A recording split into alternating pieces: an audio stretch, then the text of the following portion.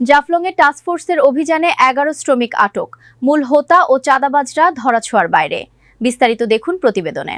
সিলেটের গোয়াইনঘাট উপজেলার পর্যটন কেন্দ্র জাফলংয়ের প্রতিবেশ সংকটাপন্ন এলাকা ইসিএ থেকে বালু ও পাথর লুটপাটের মহোৎসব থামছেই না।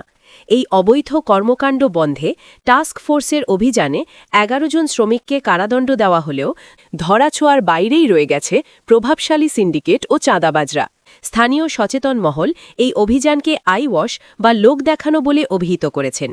বৃহস্পতিবার দিবাগত রাত ১টা থেকে ৩টে পর্যন্ত জাফলংয়ের জুমপাড় ও বল্লাঘাট এলাকায় যৌথ অভিযান চালায় টাস্কফোর্স। গোয়াইনঘাটের সহকারী কমিশনার ভূমি ও নির্বাহী ম্যাজিস্ট্রেট ওমর ফারুকের নেতৃত্বে এই অভিযানে উপজেলা প্রশাসন, বিজিবি ও পুলিশ সদস্যরা অংশ নেন। অভিযান চলাকালীন বালু উত্তোলন ও ক্রাশার মেশিন পরিচালনার অপরাধে ১১ জন শ্রমিককে হাতেনাতে আটক করা হয়।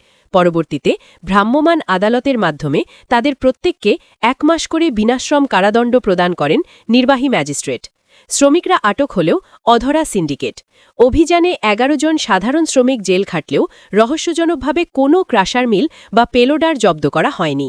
স্থানীয়দের অভিযোগ, পাথরের গর্ত এবং ক্র্যাশার মিল মালিকদের বিরুদ্ধে কোনো মামলা বা আইনি ব্যবস্থা নেওয়া হয়নি। এলাকায় যারা প্রকাশ্যে চাঁদাবাজি করছে তাদের বিরুদ্ধে প্রশাসন নীরব। বিশেষ করে পুলিশের লাইনম্যান হিসেবে পরিচিত কালা মানিক ও সোহাগ সিন্ডিকেটের সদস্যরা এখনও ধরাছোঁয়ার বাইরে। শ্রমিকদের ধরা হলেও বালু উত্তোলনের মূল হাতিয়ার ভারী যন্ত্রপাতিগুলো জব্দ না করায় পুনরায় লুটপাটের আশঙ্কা থেকেই যাচ্ছে। স্থানীয় সচেতন মহলের মতে মূল সিন্ডিকেট ও প্রভাবশালী মালিকদের আড়াল করে শুধু দিনমজুর শ্রমিকদের আটক করা এক ধরনের আইওয়াশ। এতে প্রকৃত অপরাধীরা উৎসাহিত হচ্ছে এবং পরিবেশ ধ্বংসের প্রক্রিয়া অব্যাহত থাকছে। অভিযান শেষে সহকারী কমিশনার ভূমি ওমর ফারুক জানান, অবৈধভাবে বালু উত্তোলন বন্ধ ও পরিবেশ রক্ষায় নিয়মিতভাবে এই ধরনের ভ্রাম্যমাণ আদালত পরিচালনা করা হবে। তবে সিন্ডিকেট ও যন্ত্রপাতির বিষয়ে কোনো সুনির্দিষ্ট মন্তব্য পাওয়া যায়নি।